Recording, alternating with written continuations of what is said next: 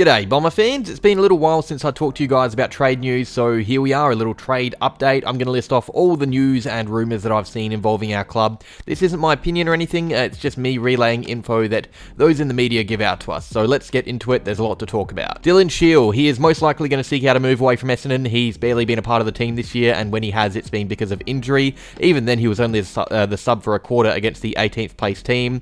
His spot in the side is gone, he's playing VFL footy every week and not even being used as an emergency anymore. He will surely be seeking out a fresh start. Now, there is a bit of contradiction around his contract status. Those in the media say he has another year left, so if a deal doesn't get done, he still could be in Essendon colours next year.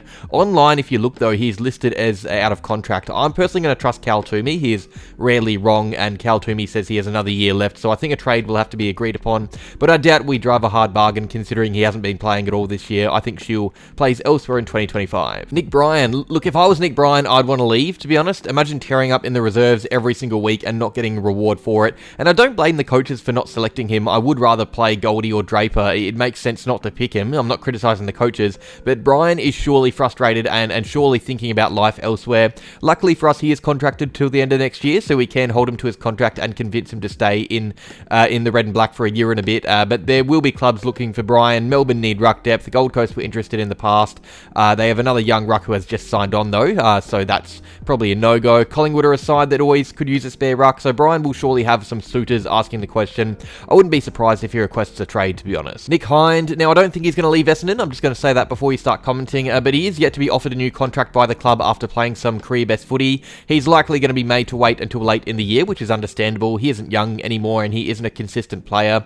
The club will have other priorities in sight before the contract of Hind, but that always comes with a risk of another club swooping in and showing more faith in the player. I doubt Hind goes anywhere though. I doubt there is heaps of interest in him as well, but it's been talked about on the AFL side. Cal Toomey has put a little watch on fan favourite ruck Sam Draper for next season. He falls out of contract and becomes a free agent in 2025, and Toomey has said that the Adelaide Crows could be a team that come very hard for him. Their ruck setup has been a bit all over the place in recent years. Riley O'Brien's been dropped from the team a few times in favour of State League rucks. Nothing will happen this year while he's contracted, and the club would most definitely want to keep him on, but Toomey has raised his name for next season as a player that could gather serious attention from his home state. Now for some positive news, Jye Caldwell, he is out of contract, 23, so not a free agent, he's just out of contract.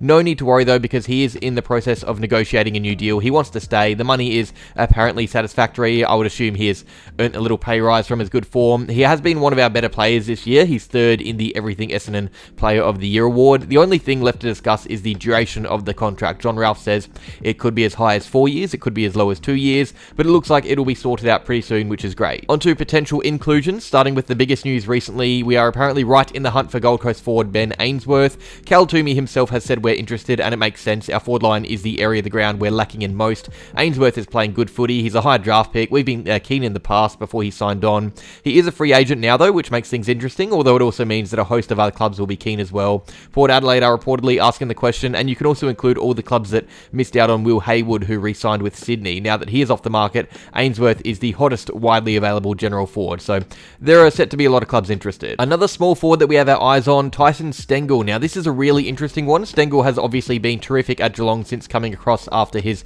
delisting. All-Australian Premiership forward. He is now out of contract and the Cats are not offering him the deal he deserves or wants, and it's got many thinking he could be seeking out a pay rise at a club willing to offer what he actually deserves or what he believes he deserves. It's hard for us to know what the deal is there, but many in the industry are saying that the Cats are lowballing, and it's an interesting decision Stengle has to make. Does he go to a new home and earn more money with more years on paper, or does he stay with the club that gave him a second or a third chance at an AFL career and helped him become the player he currently is? I still think he stays personally. I reckon the Cats have the upper hand in that Stengle is familiar and not unhappy with the club's culture at all, so they can up their price until he decides to hear from elsewhere. This one's come out really recently. Joe Richards, he's a Collingwood small forward. He's a mature ager from the 2022 draft. He's currently 24 years old. He's played 3 pretty impressive games for the Pies in his short career, all recently before he suffered an injury. The issue is Richards is a small forward who plays for a team loaded in that area. They are the perfect side to raid because they have Bobby Hill, Jamie Elliott, Lockie Schultz, Bo McCreary. It's why Hawthorn went for Ginnivan and got him. They have way too many small forwards on their list, so Richards could well be on the trade table according to Cal Toomey. This would most definitely be a plan B option for us if we miss out on Stengle or Ainsworth.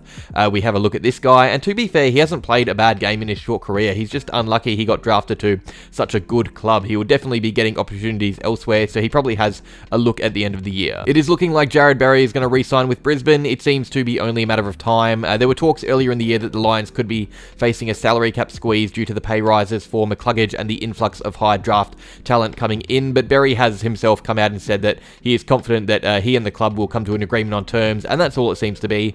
It's settling out the terms. It would have been nice to get him across. He's a very good player, but it looks like it's only a matter of time before an announcement of his re-signing is made. Alright, Jack Martin. Now, this one isn't really a thing at all right now, but I'm seeing it crop up a bit on discussions with Essendon fans. It's slowly creeping its way in some forums and comment sections here and there. So Jack Martin obviously moved over from Gold Coast to Carlton.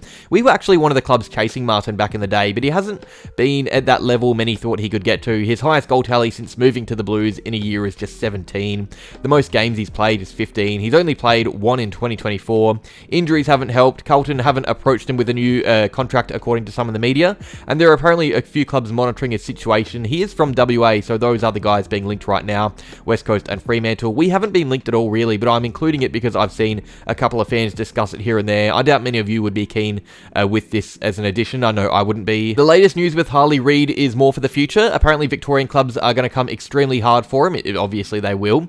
He's apparently going to receive the biggest offers of all time, which makes sense. Local-born, generational talent playing in another state.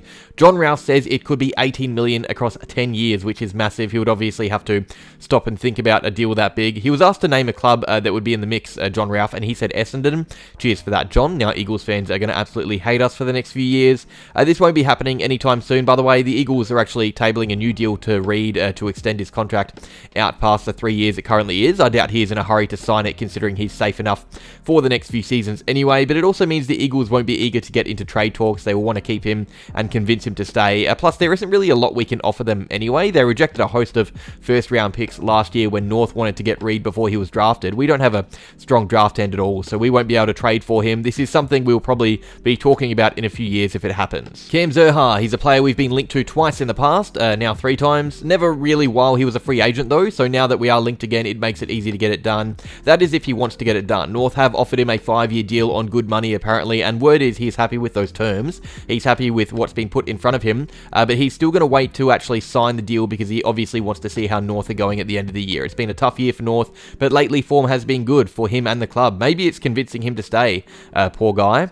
The longer a player waits to sign though, the more likely it is for them to leave usually, and we'll know quite a few clubs would be interested in him, including but not limited to Essendon. Zurhaar has also made things interesting now because of his purple patch, 7 goals in 2 games, 21 for the year. He's only scoreless once. He's playing decent footy. That'll have clubs thinking a pay rise is in order. We'll see how this one plays out. Now, I know I said I was going to stop talking about Tarryn Thomas, but in my last video, there were some comments from some seeming to think the media was playing this whole situation up a bit and that Thomas could be a handy, cheap option.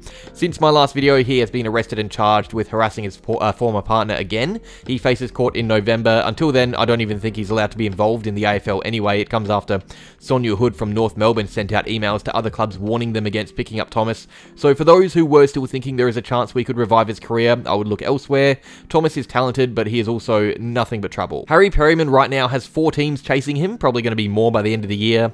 Port Adelaide, Hawthorn and Essendon are the teams currently chasing, and all are apparently set to offer the underrated GWS free agent contracts worth around $800,000 a year, which sounds like way too much. It probably is a little bit too much for Perryman, who is a very good player, but you wouldn't think knocking on the door of $1 million would be where he stands. He will definitely be earning more money than he currently is at GWS, which obviously has him thinking about a change of scenery. From what I'm seeing, those in the media say he is likely to leave. It's a matter of where he ends up. He has quite a few options. He's a handy player. Something tells me we wouldn't entertain this thought until our other priorities are off the market. That is all though. Those are all the trade rumours I can think of. Let me know if I missed any. I will put them in the next video if I can find anything about them. I did get some comments about Joe Danaher and Isaac Keeler. I didn't find anything about that, so I'll have them waiting in the wings for a future video if anything comes out. But for now, like if you enjoyed, subscribe if you're new, and go Bombers.